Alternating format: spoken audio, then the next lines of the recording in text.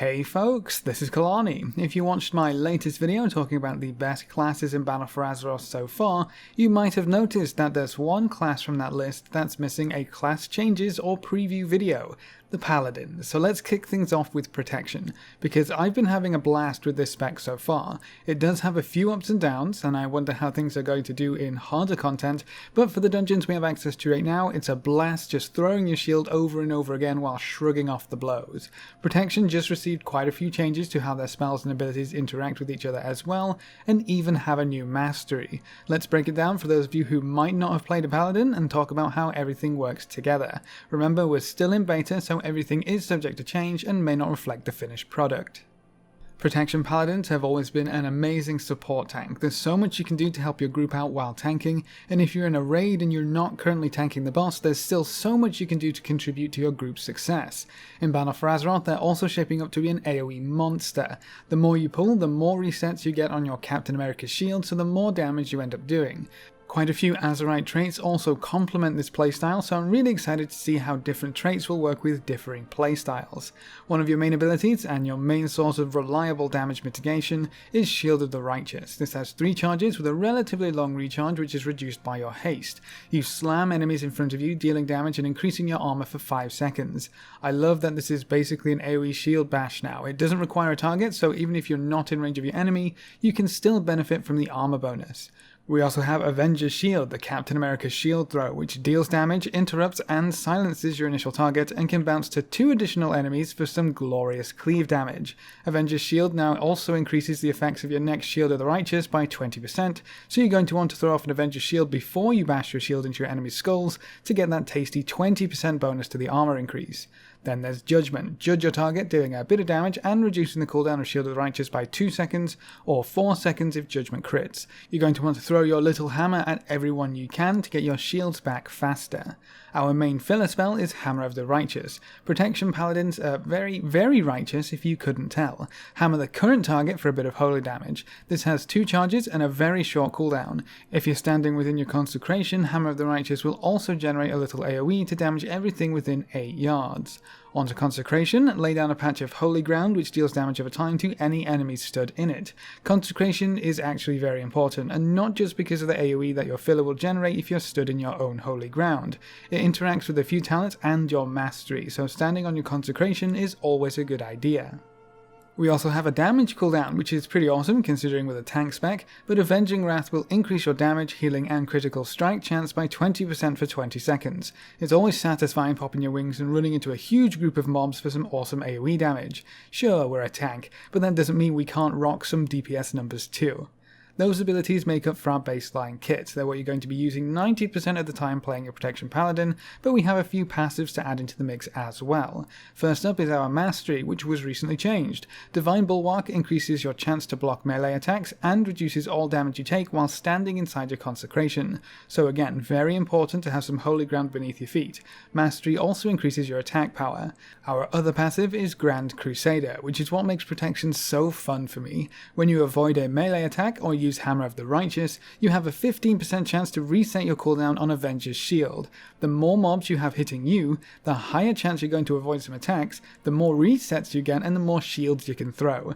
Get a group big enough and you can literally just spam Avenger's Shield.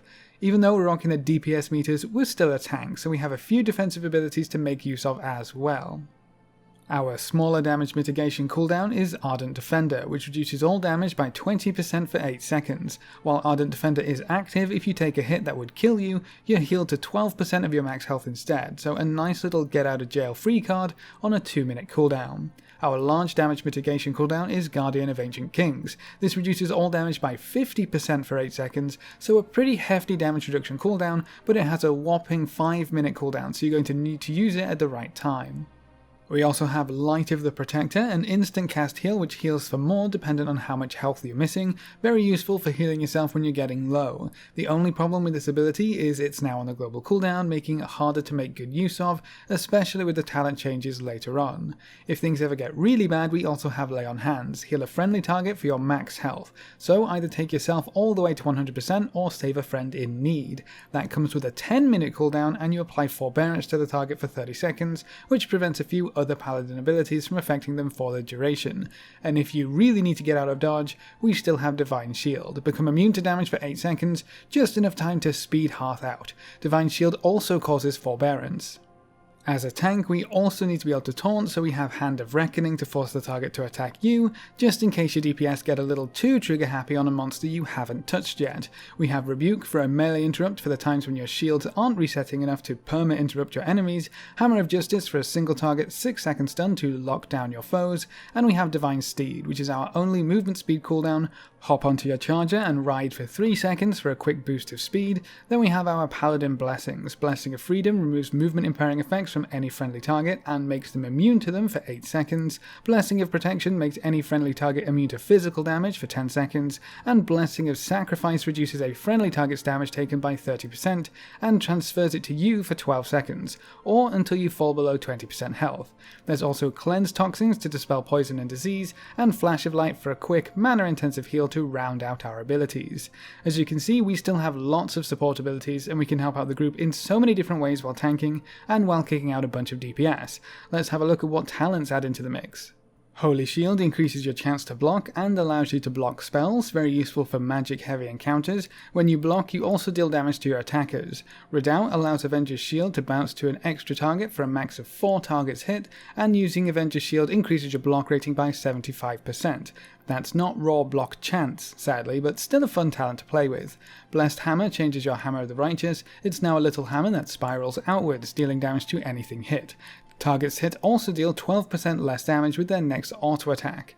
Crusader's Judgment gives Judgment a second charge, and Grand Crusader now also grants a charge of Judgment. First Avenger increases the damage your Avenger's Shield does to the first target hit, and gives Grand Crusader 10% extra chance to proc. I love the change to this talent. Increasing the damage on the first hit instead of making Avenger's Shield a single target is so much more fun, and that's because I love AoE. Throw in some more resets and I'm good to go. Bastion of Light grants you 3 charges of Shield of the Righteous on a 2-minute cooldown, so you can bash bash bash, get 3 more charges, and bash bash bash again.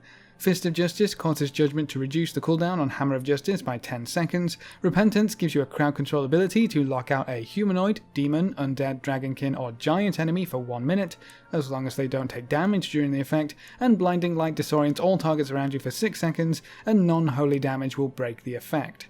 Retribution Aura will deal damage to any enemy that hits you or your allies within 60 yards, Cavalier gives Divine Steed an extra charge, and Blessing of Spell Warding replaces Blessing of Protection and causes it to make the target immune to magic damage instead of physical damage. Final Stand causes you to taunt everything around you for 8 seconds when you use Divine Shield, so you don't instantly lose aggro and everything just because you bubbled. Unbreakable Spirit reduces the cooldown of Divine Shield, Ardent Defender, and Lay on Hands by 30%, and Hand of Protector replaces Light of the Protector. It does more or less the same thing, except you can also use it to heal your allies, and its healing is increased by 5% if you're standing in your consecration. The global cooldown change does make it a little annoying to use on group members though.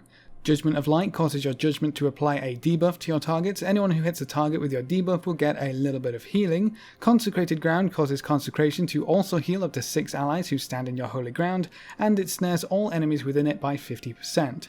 Aegis of Light channels a protective barrier, reducing the damage both you and any allies behind you take by 20%. On our last row we have Last Defender. Each enemy within 8 yards reduces the damage you take and increases the damage you deal by up to 3%. Righteous Protector causes Shield of the Righteous to reduce the remaining cooldown of Light of the Protector and Avenging Wrath by 3 seconds. And then we have Sephirim, our marvellous DPS cooldown that we probably won't get to use that often. Seraphim increases all of your secondary stats, and you consume up to 2 charges of Shield of the Righteous for 8 seconds of Seraphim per charge. It's a good DPS and survivability boost, but the cost is fairly high. 2 charges of your shield is not only a lot of damage reduction via the armor, but also quite a bit of damage. At the moment, people seem to be either playing very defensively with their talents or throwing everything into Avenger's Shield and going to town on the DPS meters. Obviously, the second option will probably stress your healer out a little bit more, but it's also pretty fun to play. I'm really excited to see if we'll get any more changes to some of our abilities, or maybe even another ability added in as baseline. The only problem Protection has right now is the optimal talents leaves you with a few gaps in your rotation. You have a global cooldown or 2 where you either just sit there with your thumb up your butt, you use Light of the Protector on someone, or you just put down your consecration again. If you don't have anyone to heal and your consecration has quite a bit of its duration left, none of the options really feel that great. If you take Blessed Hammer, you don't really have those issues, but Blessed Hammer isn't really doing all that well, so you're stuck with 2 charges of your filler instead of 3. An extra charge for Hammer of the Righteous could work towards fixing the gaps in gameplay too, but honestly, quite a few tanks feel a little slow in BFA right now. I imagine as we acquire more gear, and more specifically more haste, things will speed up a bit and those gaps might close by themselves. Protection Paladin is a lot of fun in my opinion, and is doing fairly well both in terms of taking damage and dealing damage. They are lacking a little in mobility, but you won't find more options for supporting your group. You can remove debuffs, clear snares, save lives. It really is crazy how many options you have. Obviously, that means you need to be a little more aware and you need a few more keybinds, so if you're looking for an easy breezy kind of tank, Paladin might not be your first choice, but I think they're shaping up pretty well in BFA so far. What do you think about the Protection Paladin changes? What was your favourite tank to roll with in Legion? Leave all your thoughts in the comments section below.